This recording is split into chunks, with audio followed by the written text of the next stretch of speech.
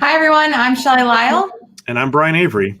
And welcome to Voices from the Field, a podcast brought to you by the Department of Sport Management at the University of Florida.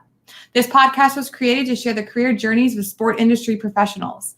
Our hope is that you learn the ins and outs of different sport industry professions. We are excited to be with all of you this week and with our special guest, John Tull. John is the Senior Account Executive at Florida Gator Sport Properties, LearfIeld IMG College. So John received his bachelor's in history from DePauw University and his master's in sport management from Indiana University. He worked with various sports teams throughout his career. More recently, he worked as the marketing manager for the Fresno Fuego Soccer Club. He's also been the CEO of the Fresno Falcons professional hockey team, the manager of business development for Penn State's sports properties, associate general manager for IMG College, and was on the corporate partnership team for Fox Sports before taking his role as the senior account executive for Gator Sport Properties. Welcome, John. Hey, it's great to be here, you guys. Go Gators. Go Gators. I got my little Albert now. So I like how you start out with that. Perfect, right. John. Yeah.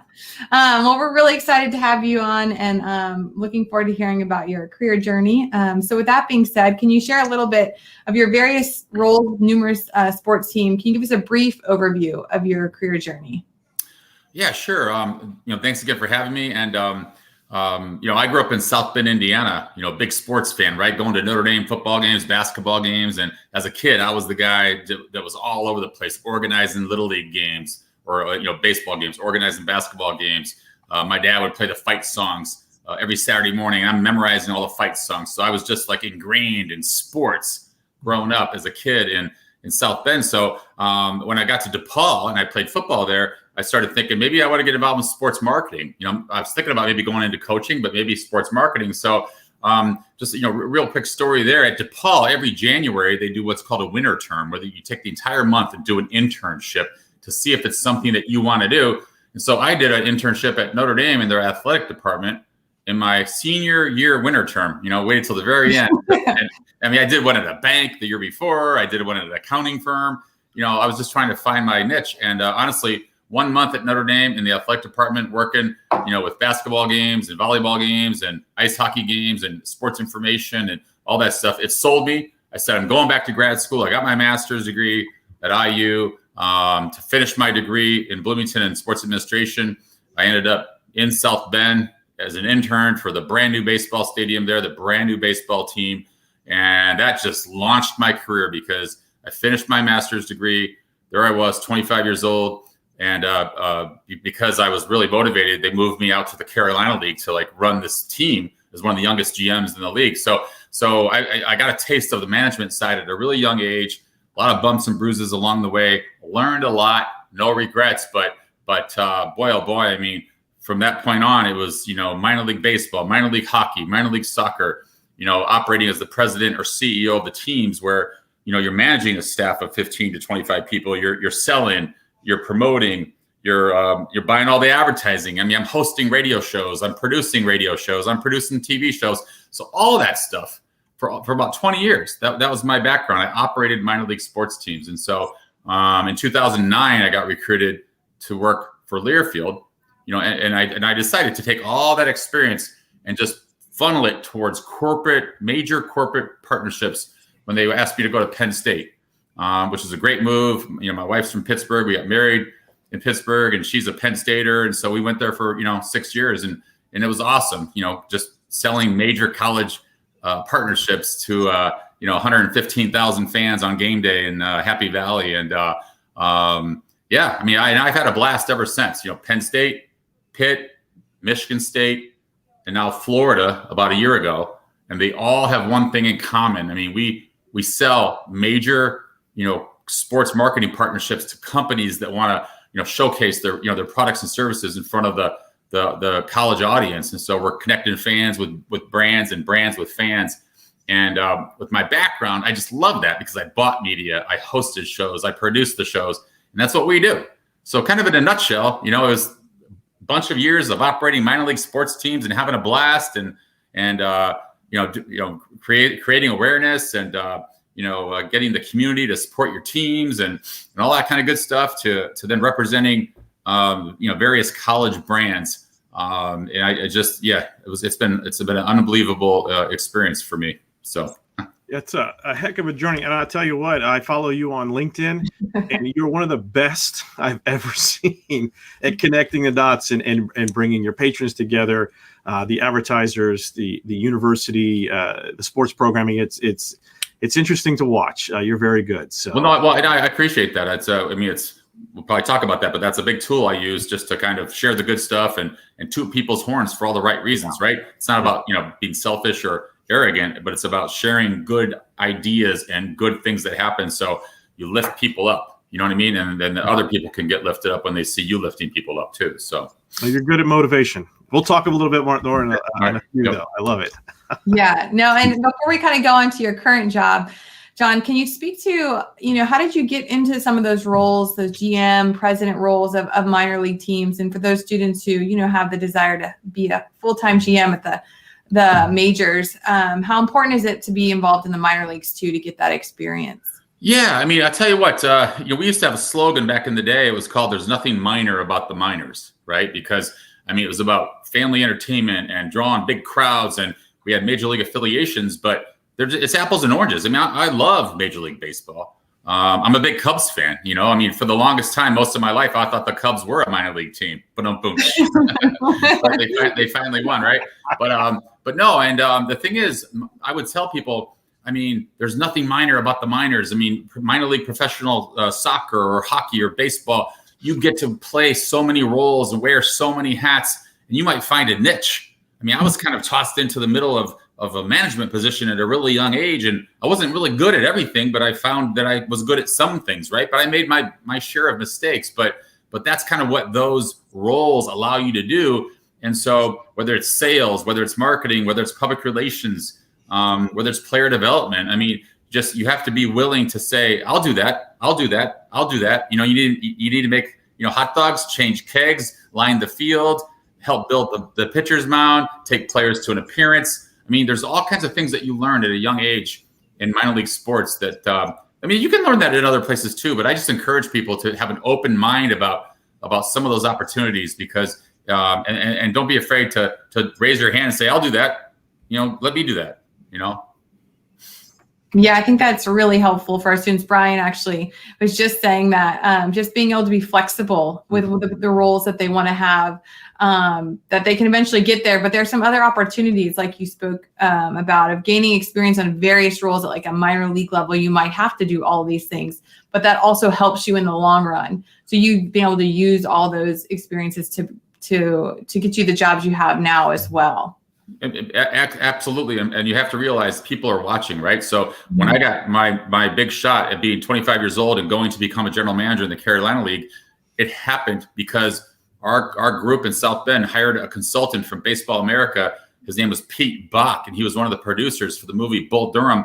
And he was in town, and he was there to assess all of our talent, not in the field, but in the front office. So they went and they grabbed our ownership group and said, hey, that kid from IU that just got out of school, he whatever, he's a go-getter. He'll do anything. Let's send him out to Virginia and hold the fort down so we can, build up that franchise. But you just never know who's watching. Like, I barely even knew that he was there for that idea, but I later found out that that's the reason why I was given the opportunity. So you're always impressing people, and don't think that you're not.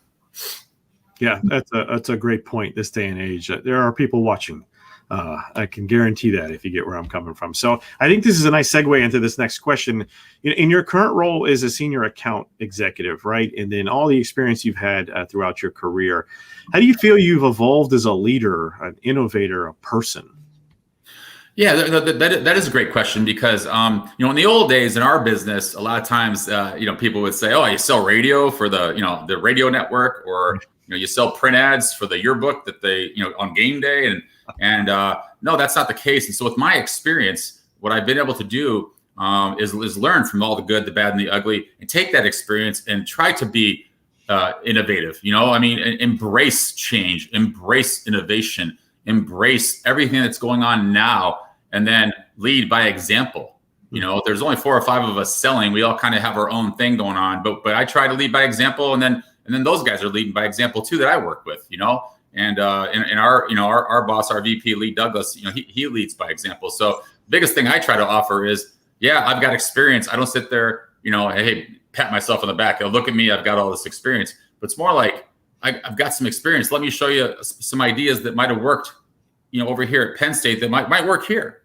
Or, wow, I learned something here that works at Florida. I never saw that before. I'm willing to learn too, Right. And so I'm open-minded. I want to learn. I want to listen, but I'm not afraid to sit there and offer up, some guidance from a teammate standpoint, because, we're all here to build each other up as teammates and be positive and encourage each other and not be selfish. And that's the thing I've learned about sports. And you guys know that's how it is on the field too. You can't be selfish. I mean, some sports are team sports and some sports are more individuals, but on LinkedIn a few weeks ago, I talked about the gymnastics team. They all perform individually here, the number 1 ranked Gators, right? Right. But all their scores add up to a team score that allows them to be number 1 in the country in gymnastics.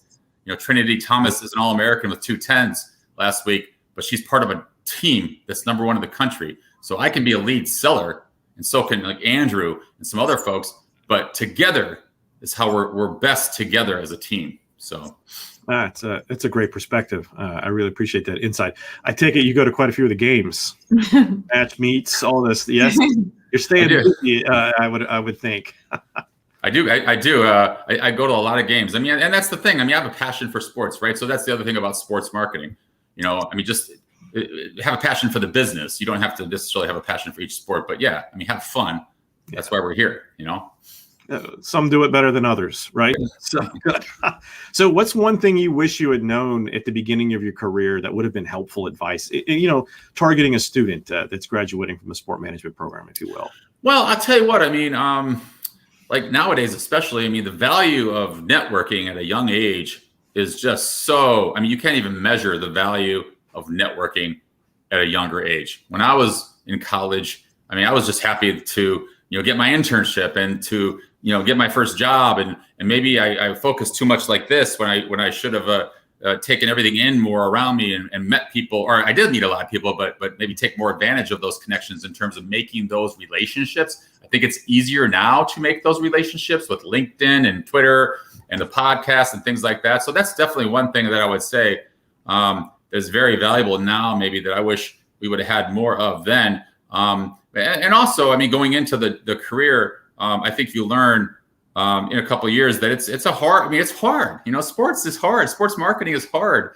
A lot of jobs are hard, but there are hours, there are games to go to, there are different things that happen. I mean, you're in the entertainment business, so you don't really realize that until you dive in. But I would be glad to counsel anybody wanting to get into sports marketing to just say, hey, don't be afraid. Take a deep breath, relax, roll up your sleeves. In the early stages, there could be a lot of long hours and a bunch of games to attend, but it's for all the right reasons. You're going to learn a lot. Yeah. I think, in fact, I know I've sent a few of our students over to speak with you, and hopefully they've been able to connect. But I know that you're a wealth of knowledge in regards to that. So I appreciate any advice. And that's the purpose of this podcast, essentially, is to bring professional insights to our students so that they can connect with those professions and or professionals that, they might be an interest in at some level, so they can learn the nuances and or have opportunities to connect and or connect with other like-minded people. So they know what's happening in the trajectory of those careers and how to get to where they'd like to be someday. So I really appreciate you bringing the networking piece into this. Yeah, definitely. Thank you. Can you share a little bit about, like, when you're speaking about networking and then all the details of your job, can you give a little overview of your, what your day in and day out looks like that you really enjoy, and then maybe some of what you really struggle with or find more challenging within a job in the sports industry, especially specifically marketing? Well, yeah. So, my role with the Gators, I mean, we're trying to prospect companies that want to connect their brand to the Gators, right? So, sales is a hard business, right? I mean, it's when people talk about a guy hitting, in the baseball terminology at 333, you hit 1 out of 3, you're going to the Hall of Fame, and in sales, in our job, if you call 10 people, you hope 2 of them might want to meet with you. So, we're doing research, we're prospecting. Not everybody is the best fit for the Gators, but at the end of the day, it's the Gators that we're selling. We're not selling something that is so awful that someone's going to hang up the phone. They just might not have a budget for it. They might not have a need for it. So we spend a lot of our time, prospecting on LinkedIn and prospecting on other sites and just being aware of what's going on in the business world to see if there's a company out there that's good fit for the Gators. Would they want to partner with the Gators? Could we use the Gators assets to help them, connect their brand with the Gator fan base, grow their awareness, increase, their visibility, increase their traffic, increase their sales, increase their profitability? Does a Gators partnership make sense? Sometimes you get all the way down the path, and it just doesn't make sense. But you know what you do? You give them a schedule and say, well, hey, it obviously doesn't make sense now, but why don't we get you out to a game? I'll look forward to seeing you at the Swamp. I mean, so that's kind of the fun part of it. So there really isn't. I mean, there's challenging parts. Like I said, the most challenging part in our business is probably rejection, and I think any salesperson will tell you that rejection can get to them after a while. It's just that when you're rejected for a sports sale, it doesn't faze me. Do you know what I mean? I'm a tank. It's like, it's sports. You know what I mean? I get it. Maybe it's not in the cards, but I'm still going to go and hang out with my friend Albert on the weekends. And I hope you do too, right? So I have a lot of fun doing that. But we always tell people, I mean, we're going to work all year long. It could take us 12 months to find 4 or 5 brand new partners that want to make a significant investment. I mean, and then we'll have some other ones along the way. So it's not as transactional as maybe like minor league sports was when I was working in minor league sports, where you have 40 home games and you're selling 3,000 group tickets and 2,000 walk up and all that stuff every single night. That's more transactional. What we do at the collegiate level is more of a longer play in terms of developing relationships and doing fact finds and determining if someone's a good fit. Cool. John, we might have lost you. I think actually you're reconnecting if I see it. Am I back? Yep. Now we're back. Oh yeah. Sorry about that. No worries. All right. Yeah. I think we caught your last answer. We just couldn't see you there for a little bit. That's right. Oh, okay. All right.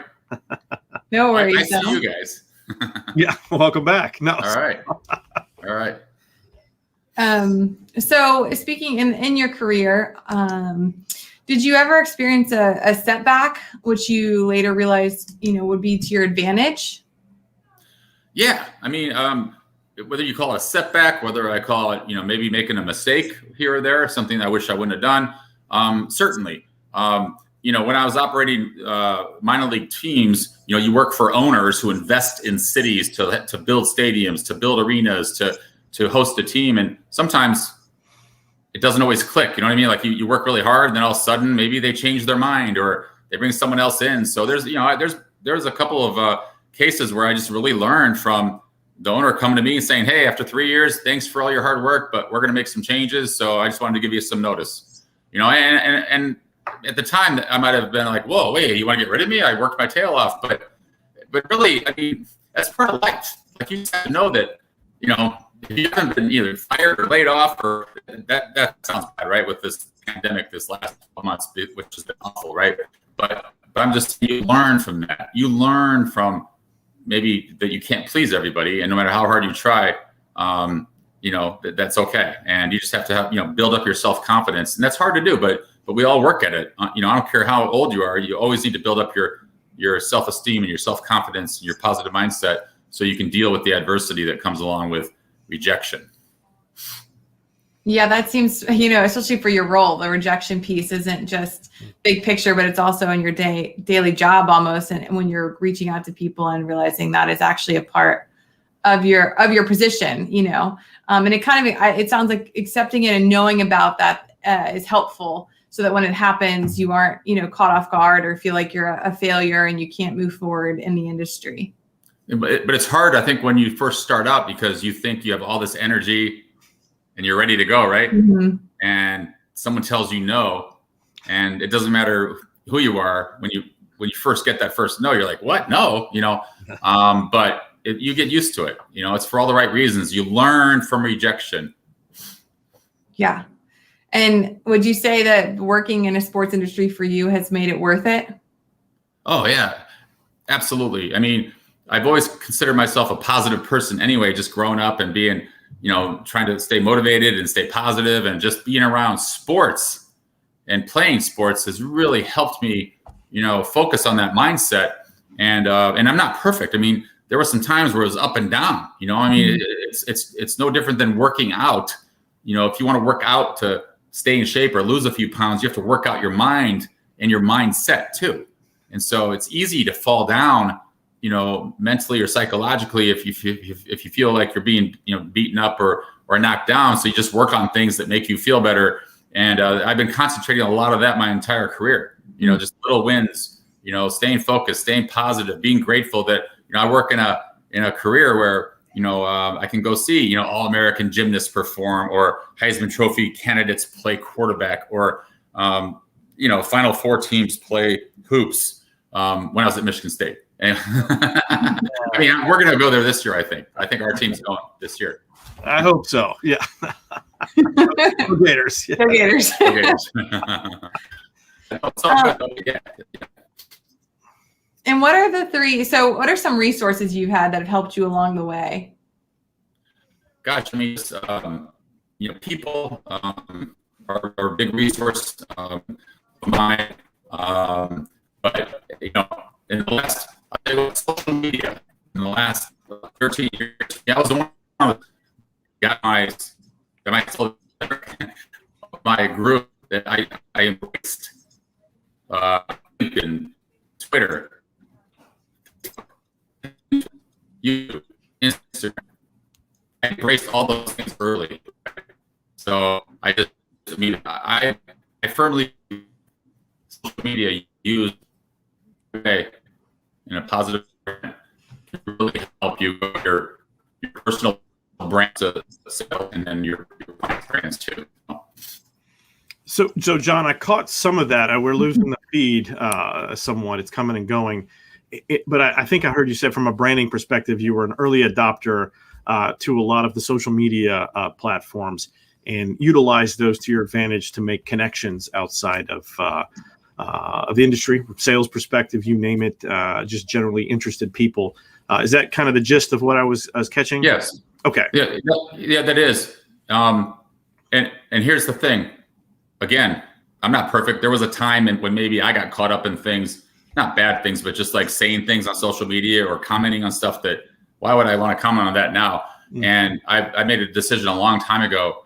I mean, just stay focused, stay positive, let everybody else air their grievances on social media. But if you stay focused, I mean, people want to know that you're a positive person, that you share good stuff. That's why I always say share the good stuff, because it's free. It costs you if you share bad stuff, because you pay a price for being negative. So yeah, you do. That's my thing. Okay. All right. That's a great perspective. So cool. Just to kind of transition, if you will, a little bit regarding your career in the sport industry, what might be a common myth about your profession that you feel should be debunked? Well, I'll tell you what, I might have alluded to it earlier, but here's the thing. Two things. One is you don't have to have played sports at any level or a high level to work in sports. You don't. And the other thing is you don't have to be the biggest fan of one sport to work in that sport. So sometimes you hear people talk about, I grew up the biggest,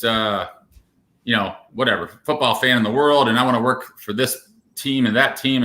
And my thing is, man, there is a whole world of sports out there. Like it's like any other profession or career. It's entertainment, it's programming. There's so many opportunities out there, college, professional, corporate branding jobs. Like just, open your mind and just understand that it's not about, hey, I want to work in sports so I could watch the game and show up every night and be that guy. My first job, I'm watching, the Tampa Bay Rays every night, on my job. No, you don't get paid to watch the game. You get paid to be part of the team. You get paid to do your job. You get paid to sell tickets or to sell advertising or to work in the suites. And if you have a break and you want to watch part of the game, that's fantastic. And always be a big fan. But no, you're going to have fun. But just, sometimes people, I think that, wow, working in sports, you're just going to, hang out with Tom Brady at all the games on the sidelines and, you know what I mean? And check out those Super Bowl champions. And believe me, like that's a bonus. I always tell people that when we talk about sports marketing, it's like all the stuff that goes into it, from event management, all right, stadiums, arenas, outdoor arenas, facility management, from production management to team sales, ticket sales, advertising sales, the promotions, the game presentation, the person on the headsets calling the shots, saying we need a spotlight on section 12. We're going to go, next break, we're going to Joe in the seats with the winner of the $500 prize. I mean, all that stuff, it's so much fun. It takes so much effort because it's like producing a TV show. Oh, and by the way, we're playing hockey. Or by the way, it's a baseball game. Or by the way, it's a Gators gymnastics meet. Right. I mean, so my point is, like, you can take all those skills to any sport or concert promotions, right, or anything, and I just, that's what I tell people, like, don't get caught up on the fact that, if the myth in sports about, if I work in sports, I get to, watch every game of my favorite team. And I mean, I worked in hockey. I never saw a hockey game in my life. And I got recruited in South Bend, Indiana. I got recruited to go to Dayton, Ohio by this guy that had a lot of money. And he wanted me to run the hockey team and, market it, promote it, whatever. And I got there, and those hockey players could sniffed me out a mile away, right? I couldn't tell you what a pass was. So, do you guys know what a 2-line pass is? It's not even a rule anymore. But anyway, I'm not sure. Oh yeah, I think so. You got to go. You can't go over 2 lines. Yeah, Shelley. Anyway, but anyway, I grew up in the Lightning, so. But the point is that I got recruited because I operated the business part of it. I got recruited because we set attendance records in South Bend with the baseball team. We set game presentation records. We made a statement about being the best entertainment act in town, and they wanted me to do it in Dayton with a hockey team. So that's the thing. Like, and I picked up and moved. I mean, I know I'm kind of all over the place here, but there's a lot of myths out there. You can name a lot of them. I mean, the dream job's out there. It just takes, live your dream over and over again. There's plenty of opportunities that you'll get to wherever that dream job is. But I wouldn't focus on a dream job. If you say I want to work for the Philadelphia Eagles, you might have to start in Des Moines, Iowa first. You know what I mean? Like, just be open to that. That's all. Yeah, I think that's, again, great openness. We've talked about that a lot. And so when you're speaking about working, you kind of went straight into the pros at different levels, and then you are now in college. So can you share a little the differences in doing marketing and both, even though I know your role might have been the president, but you were involved in kind of marketing across the board? Yeah, I mean, maybe the word might be autonomy or whatever with the ownership group that you have for a minor league team. I mean, you're there, you're representing them. You're an agent of the ownership group, and you're just kind of creating your plan, getting the blessing of 1 or 2 people. It's just different. I mean, college athletics is just different across the board, right? Because you got, I mean, it's just a different beast. But the thing is, there's so many pros and cons, and I love both. All right, I love pro sports and I love college sports. Pro sports is maybe you can create and do some things that maybe you want to try or do, and just you're targeting a niche audience. Like the hockey crowd might be a niche audience, right? Who those hockey fans are. How can you get 3,000 more hockey fans to show up?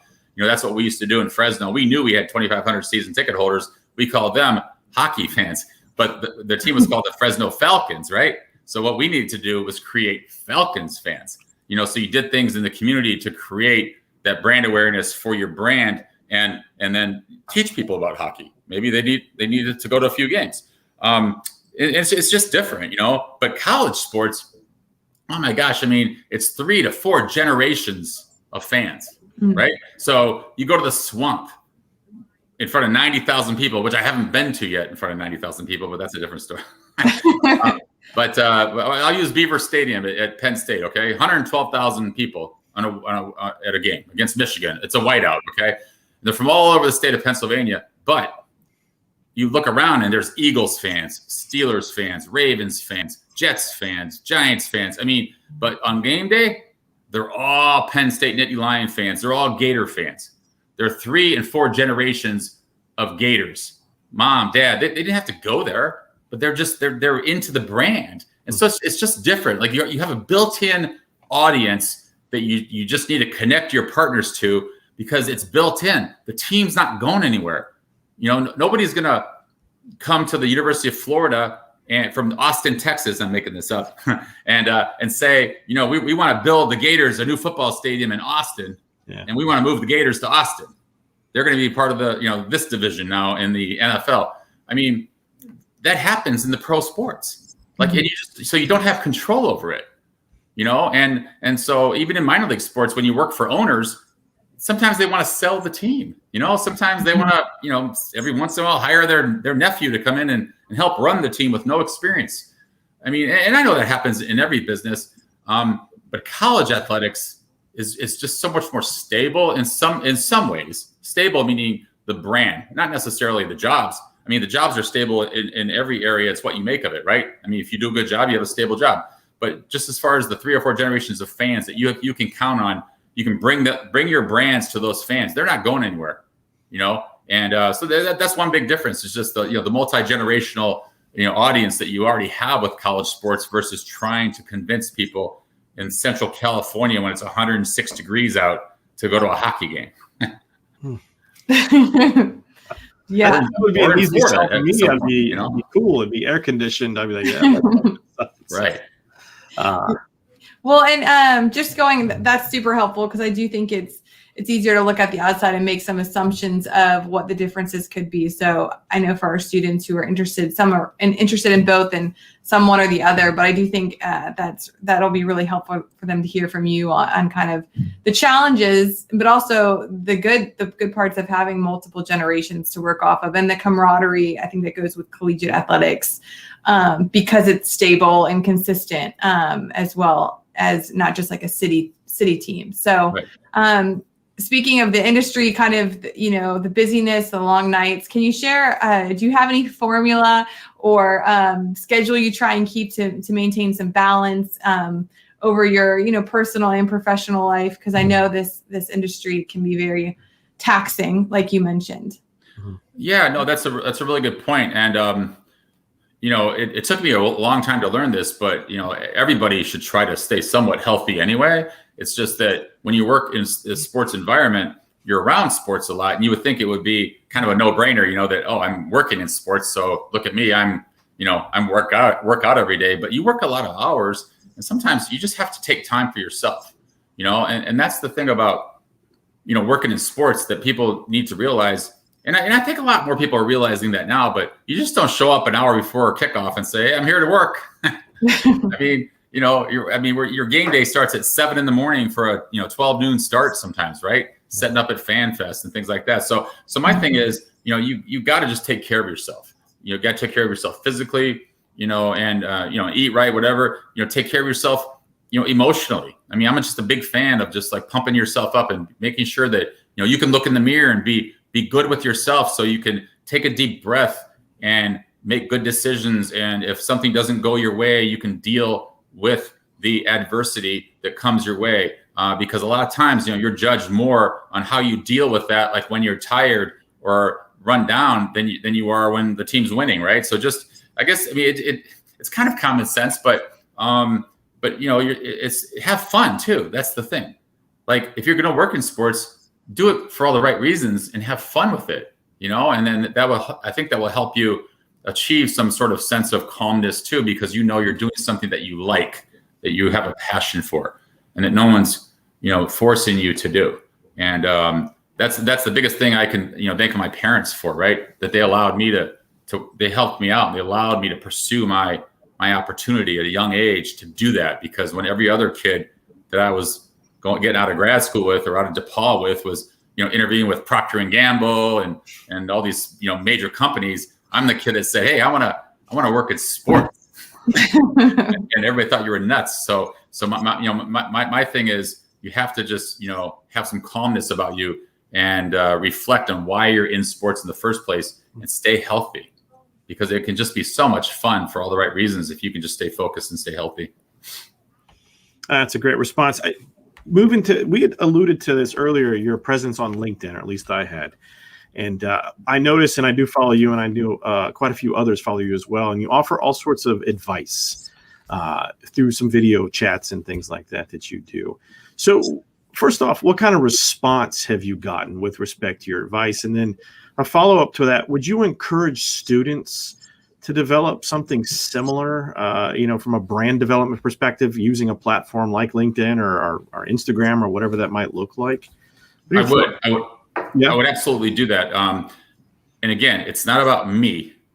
That's the confusing part. There's a difference between self-promotion and branding, or just trying to make sure that you're conveying your message of who you are and what your brand is for all the right reasons.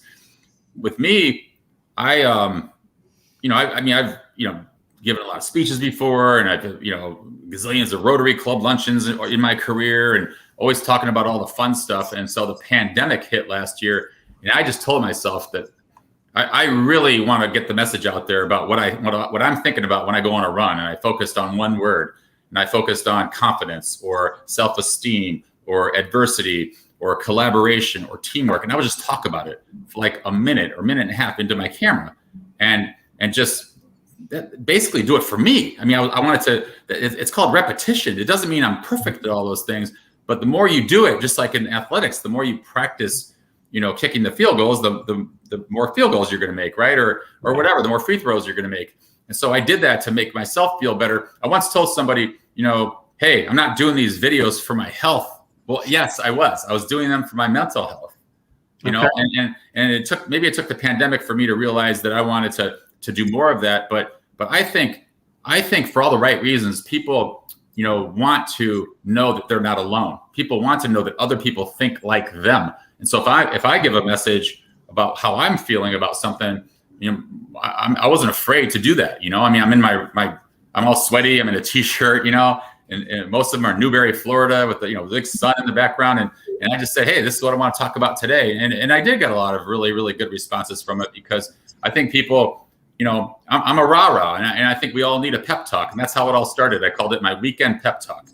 We all need a pep talk, especially during this pandemic. And it's really it's a personal pep talk. And it started out as, I'm trying to fire myself up, right? We just went through a pandemic. People were getting laid off or taking pay cuts. It was hard. People were dying of this disease. But I would encourage, Brian, I would definitely encourage the students to embrace LinkedIn, okay? Mm-hmm. And it doesn't always have to be in a video format, but just, I've talked to several of your students over the last several months, and I told them, what are you working on with the UAA? What are you working on with this? This one young lady said, I helped put all the cutouts at the swamp in September. We put all the cutouts. I go, you should take a picture of a bunch of them and saying, I'm so proud to be part of the team that put the first ever set of cutouts in the swamp. That's historic, right? Yeah. We hope we'll never see cutouts again. No. Yeah. My point is that's not like tooting your horn, like, look at me, I'm putting cutouts at the swamp. It's more like you're taking pride in what you do. And that's my thing. I take a lot of pride in what I do. And more so, I take pride in sharing my partner's stuff and my coworkers' partner stuff. So I share corporate partner videos and photos all the time. I share a lot of that on LinkedIn and Instagram and Twitter and Facebook. I share pictures or videos of my good friends, Albert and Alberta, because I get a kick out of those guys. And if somebody else can laugh, or take a deep breath and relax and say, hey, it's Alberta, but I do that because it helps me stay motivated and focused. So I would definitely encourage people to use LinkedIn, use Instagram, continue to build your brand, and just know that people are watching. So you can't have it both ways. You can't sit there and say, I'm going to share the good stuff, but most of the time, but on Fridays after 11 o'clock at night, here I go. You just got to be careful, right? In this day and age. So agreed. Yeah, I think most of these students are learning that now. So I know, I do think they have. Right. So a lot of new policies, risk management programs are in place to bring some of the pitfalls to light regarding media. Now, the other day I had a conversation with a student, and we were talking about, she was interested in marketing positions, and she had interviewed for quite a few. But one thing she was learning in those interviews is the strong need to have a graphic arts background in some capacity, or digital arts. Are you finding that to be the case for a lot of these marketing positions? And if you're looking for someone to fill a role what are you looking for? And is it, the same? I know it's not the same in every organization, but is there a general trend, if you will, saying, hey, you need to be like a jack of all trades in regards to development, concept to actually, creating the imagery and then providing it and placing it in different places? Well, I tell you what, I mean, and nowadays it definitely helps to be a jack of all trades, but I mean, a lot of those jobs that are being hired for or interviewed for, like first-year property assistants for a college program like us or Florida State or Miami, it would be a property assistant that would, work with all the clients and gather up all their graphics and be able to tweak something or make a graphic and show them, hey, we put your logo here. What do you think? How does that look? I mean, so some of those jobs are specifically from a marketing standpoint, geared towards someone that hopefully would have more of a graphics background and things like that. From what I do for a living, it definitely helps to have a graphics background if you go into sales, because maybe you end up creating some of your own stuff, your own, within reason, your own sales pitches and things like that. But we do have a lot of resources for our salespeople. So, I mean, on one hand, I would say, boy, oh boy, that certainly helps. On the other hand, I would sit there and say, it's not you don't have to have a graphics background to get into sports. Now you have to have one to get into a marketing role in sports because, I mean, everything's kind of focused in-house for a lot of people. A lot of organizations don't have, an ad agency that they can pay a retainer to do all these things for them, right? So they count on some of the talented people within their organization to achieve that. And what happens is each sport, and Shelley, this, like soccer has their marketing person, right? So they're doing, social media and creating game day graphics and their starting lineup on the pitch and this and that. And volleyball is doing the same thing and basketball. So therefore, now you're breaking it up into sports. So there's all these different opportunities in just that sport alone. Basketball's got their own, football's got their own. So if someone enjoys that, there's a lot of opportunities out there for it. What I do in terms of sales, I don't have a strong graphics background myself, and I utilize some of our resources. But my job is more to connect people to the opportunity first, and then we'll bring in the help when we need it. I got you. Okay, and that's a fair answer. It's interesting just because she was kind of caught off guard, and we were trying to. And what type of a position was it? Was it a college position or a? Yeah, it was a professional sports a position, and it was marketing in roles. Yeah, so it was. She just didn't see it coming, and she's heard it quite a few times since. So, my advice to her was take some courses in Adobe, Photoshop, Illustrator, things like that, and try to, learn those tools necessary for that role. Well, I will share this quick story with you guys. It's about 20 years ago when the Cleveland Indians flew me into Cleveland to. Which I guess that's where the Cleveland Indians are, to interview for a job. And I came in second for the job, but they had me take a 2.5-hour computer literacy exam. Ooh. I had to get on the computer. They gave me a mock proposal, and I had to show my skills on PowerPoint at the time. And then I had to show my skills as far as how would I research this? Where would I turn to get this information? So I'm just saying, I mean, as much information as you can soak up, like I was caught off guard by that. And they even told me that it wasn't the end all, but they just don't like to tell people, 2 weeks in advance. Oh, 2 weeks in advance, we're going to give you this test, because they want us to see what you do, right? Absolutely. So it doesn't surprise me, that some people come across that way. I mean, that was a long time ago too, right? Yeah. So they want to know that you have skills. No, I get that, and I appreciate the insight. It's helpful to her and others, obviously. So outside of that, for our students, I mean, where can they connect with you moving forward? Online or via email? What are the options if they? Yeah, I tell you what. I mean, I'm a huge fan of LinkedIn in terms of just the connections. I mean, I connect more with people on LinkedIn. And I've had coffees with some students recently and just chatting up ideas and resources that I can help them out with. And we're all in this together, and I just moved here a year ago, and I'm not a Gator per se, but I am a Gator, and that's the thing I wanted to remind people, like when you do take a job in sports, that's the brand that you wear on your sleeve, right? So, and that's me. So, I mean, I could connect with anybody on LinkedIn. If they're on Instagram, I share a lot of stuff, fun stuff on Instagram at JP Tull. The same for Twitter at JP Tull. I've got over 4,500 videos I have on YouTube at youtube.com/John Tull Sports Marketing 2020. It's youtube.com/John Tull Sports Marketing 2020. Okay. And I mean, in the early days, I was producing these videos, with some different programs on my computer, and now it's just cut and paste, off my phone onto the video, just trying to share some stuff. But that's why I log everything there. I put stuff on Facebook and Twitter and Instagram and YouTube.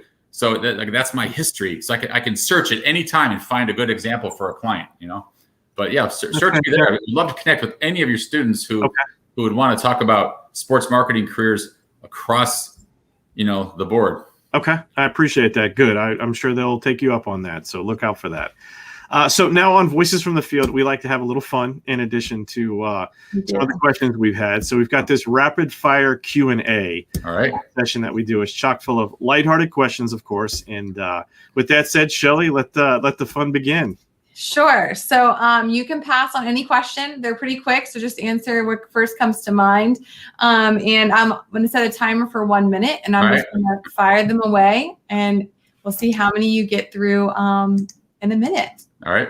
And pull them up, set my timer. Okay, here we go. First job. Minor League Baseball, South Bend. LinkedIn or Twitter? LinkedIn. Favorite time of the day? 4 a.m. When you were little, what did you want to be when you grew up? I wanted to be a football coach. Okay. Name 2 daily habits. 2 daily habits. I drink the pot of coffee at the same time every morning, and I get a double espresso at the same time every day, about 3 o'clock. 2 bad habits. You missed it today when you were in the call with us. No. Netflix, Prime Video, or cable? Netflix. Favorite zoo animal? The giraffe. What was the last book you read? The last book I read was called Limitless by my friend Pete Rupert, who I went to school with. Okay. Mountains or beaches? Beaches. Current hobby? LinkedIn. In time. Thank you for joining us on our fire away question. Yeah, you're like the 4th person that said a giraffe is their favorite animal. By the way, I got to get to the bottom of it. Yeah, absolutely. Yeah. I'm getting to the bottom of this. So. Well, I always wanted to be I don't have the jumps. I'm 6'3", but I could never slam dunk. So I always looked at a giraffe like, man, I bet you that giraffe could dunk. Boom, right there. Right. So. Favorite time of the day you said was 4 a.m. 4 a.m. Follow-up question. Why 4 a.m.? Well, I mean, truthfully, I get up every day between 4 and 5 a.m. And it's my favorite time of the day because I get more done, honestly, between 4 or 5 in the morning and 8 in the morning. Like, that's my time. I catch up, I do stuff, I prepare, I set the table for the rest of the day. And that's me, Okay. And so when does the coffee come in? At 4 a.m. or later? So I drink a pot of coffee in the morning, okay. Probably 4:30 or 5. It takes me about 45 minutes to drink it. And then I lied because I'll have 2 more cups at about 10 o'clock. But then every afternoon, there's a Starbucks nearby, and I'll grab a double espresso or an Americano or something. And then I kind of conk out early, though. So I'm trying to get back into what we talked about earlier, having better habits. You know what I mean? Better balance. Because as my wife Lori always tells me, if you wouldn't get up so early and drink so much coffee, maybe you wouldn't fall asleep at 9 o'clock while we're watching a Netflix series. Right. No, that's awesome. Thanks for letting us in on your coffee schedule. Very, very interesting. Very unique. It's good. No. Well, Brian introduced me to one of my new favorite coffee places now. That's too. Right. Yeah. Which one is that? What's it called? CYM? No. Simplify? No, it's over there on 8th Road. Right off of 8th. Yeah, it's CY. I never know the name of it. I just go to it. Got the picket fence around it? There's a picket fence around it, yes. Yeah. So, okay. Yeah. I'll have to go remember. I just had coffee with a young lady there, senior at Florida the other day. Yeah, it's a great spot. Yeah, a little hidden gem type thing, and serves great coffee. So I thought it was called CYA, but that's. I think you might be right, like CYM or something like that. I thought it was simple. I don't know. Yeah, the girls on the soccer team go. I mean, that's definitely a popular. Right. Cool. No, that's a good spot. So So thank you, John, for joining us today and taking the time to share your professional endeavors. I'm certain that the University of Florida Department of Sport Management students, faculty, and alumni appreciate and value your thoughts today. So with that said, though, and before we depart, I have one last question. And this is a tough one, so be prepared. It said, if you could step into the shoes of a UFSPM student or a UF community in general, what would you have asked that I did not? You know, I'm a big fan of asking if is it really that important to consider like relocation at a young age? People have asked me that before, and I tell them the answer is yes. You're young, move. Yeah. I mean, like if you have a chance to go from here to Kansas City or Chicago or Peoria, do it. You can always come home. You know, because I did have a young lady ask me that. She goes, "I'm from Florida. I don't know if I want to leave Florida. Should you think I should consider taking a position somewhere else?" Yes, do it. You know, that's a great advice. We're spoiled in Florida, though. The weather is perfect typically. I know those that aren't from here don't appreciate it. It's hot, it's humid, all that kind of stuff. But those that are from here, it's like, I don't want to leave type thing. So, and I was a victim of that as well. I had a lot of opportunities that I passed on because I was like, I want to stay in Florida. So that's great advice. Get out, see the world, test the waters. Yeah, you can always come home. Yeah, home is there waiting for you. But go meet other people with different cultures, and then come back. You'll learn a lot, and you'll be a better person too. You know. So cool. That's a great response. So with that said, thank you again, John, for your insight and time today. It's been a real pleasure. We are your hosts, Brian Avery and Shelley Lyle. And now it's time for Albert. Go Gators. Go Gators. Go Gators. Thank you. There we go. All right. Perfect, John.